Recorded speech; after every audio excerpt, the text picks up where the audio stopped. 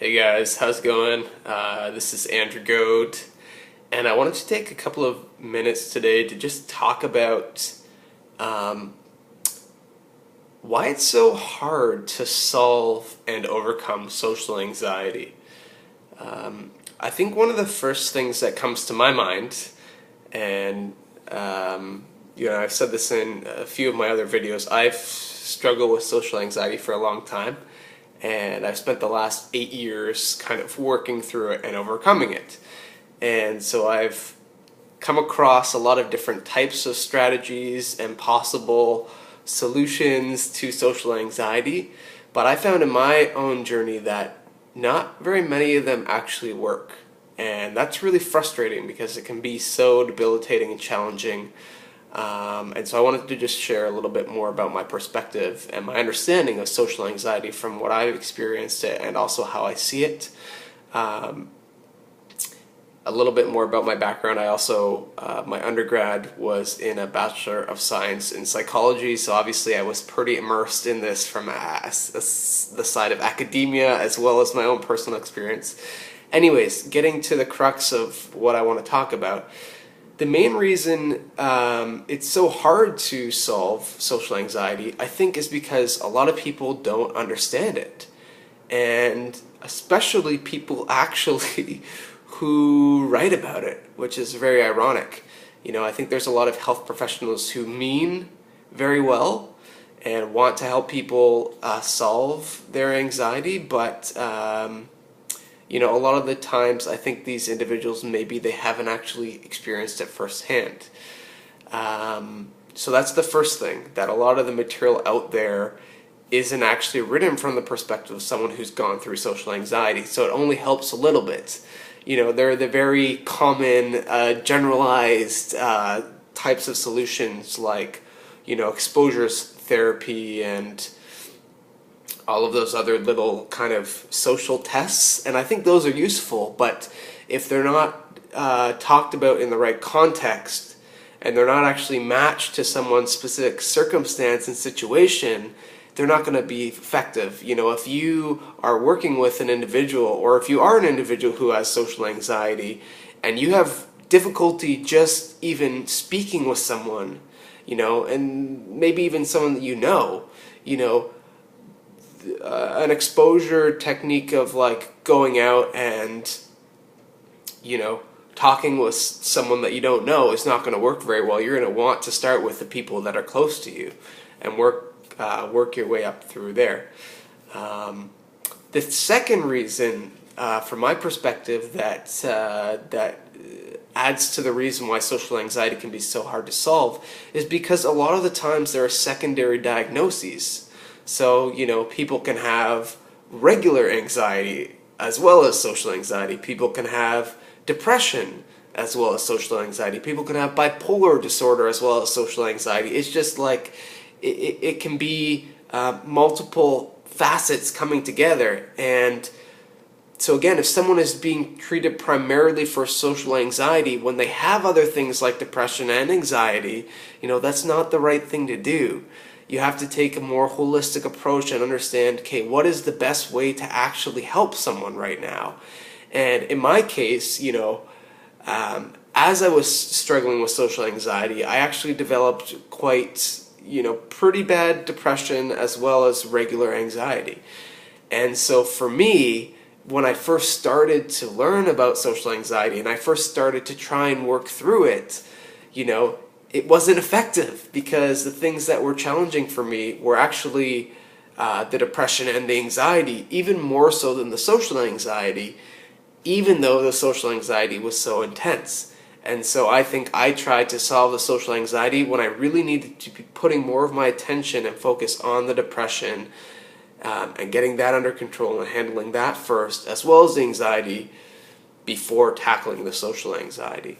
So that's another thing, and another reason why it's really difficult to solve social anxiety is because it comes with secondary disorders and diagnoses that might actually need to be addressed first. The third reason it can be difficult to solve social anxiety, I think, can be actually the person themselves and the person who is going through the social anxiety. Um, we're all human and we all feel vulnerable, and getting help around these things that are really challenging is not easy. And I think a lot of us, myself included, you know, don't always want to get help with these things because for whatever reason, maybe we just don't feel comfortable, or maybe we think we can overcome them. But the challenge with these kind of disorders and mental health things is that they can rob us of our capacity to function. And if we are in a position where we can't even function on our own, it's going to be really, really difficult to actually give ourselves the help and support we need. And so the third reason is that the person suffering from social anxiety doesn't want to get help with it. And they might say, well, therapy's not for me, and I don't think it's going to help. But the problem is, if you say that and you're closed off to the idea of getting help from someone who's trained and understands what they're doing, it's like, the message that's communicating is like you're just happy with the social anxiety. If that's your prerogative, okay. But you really have to at some point stand up for yourself and say, look, this is not any longer acceptable for myself. I refuse to keep living the way that this has been going on, and I'm going to get help, even if it's one of the hardest things to do. I remember in my life, and this is related to social anxiety, but it's also related to depression and anxiety. I remember in my experience, the first time I got help was the hardest experience for me. But I was 17, just turning 18. I'm 26 now. I was at university. I had broken up with my first long-term girlfriend. I was away from home for the first time. And a few weeks after I broke up with my girlfriend, I was just so overwhelmed and distraught and overcome by all of these things, and I didn't know what to do, and I literally felt like things were falling apart. And to be truthful, they were falling apart. And I was so scared. I had no idea what to do, and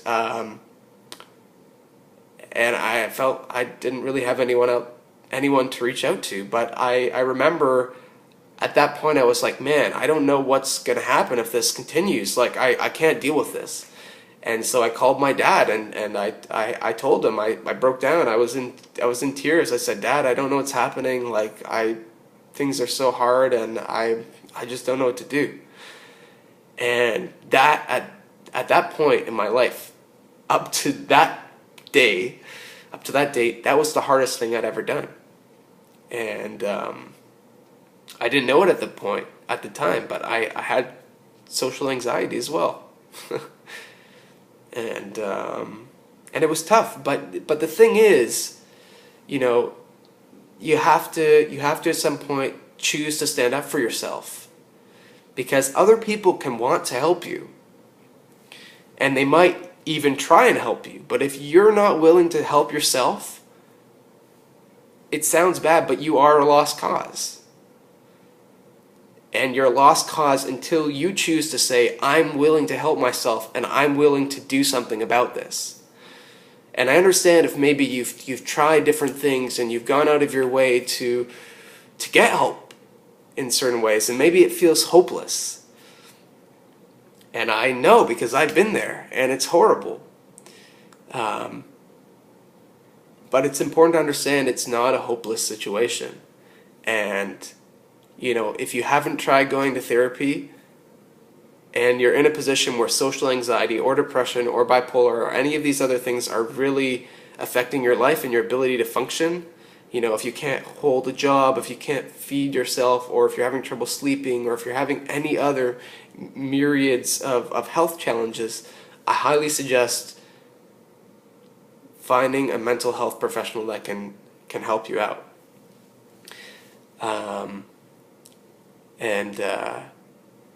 But again, that's what I said, right, with point one, is not every mental health professional knows the right way to help someone with social anxiety. So that's, again, why social anxiety can be even more difficult sometimes than depression or anxiety to deal with. But it is solvable. I know that from my own journey. I work with a psychiatrist right now who helps me with depression and anxiety, and I've worked with someone in the past. I mentioned this in another one of my videos named Aziz Gazapora, who is a psychologist from Portland, in California, I believe, or Oregon. And but then I've also taken things upon myself to continue to improve. And I made a video yesterday about doing 100 conversations and just pushing myself and talking with 3 people a day that I don't know. So, that challenge might not be right for you, but challenging yourself is useful. Anyways, I'm going to leave that there for now because I could go on and on, but I want to keep it relatively succinct. Those are, from my perspective, some of the reasons why social anxiety can be super difficult to deal with and why it's a little bit of a kind of stick in the mud challenge to get through. But please know there is a way out and there is a way through, and you can get over it and you can address the other challenges that are associated with social anxiety, but it needs a kind of a plan.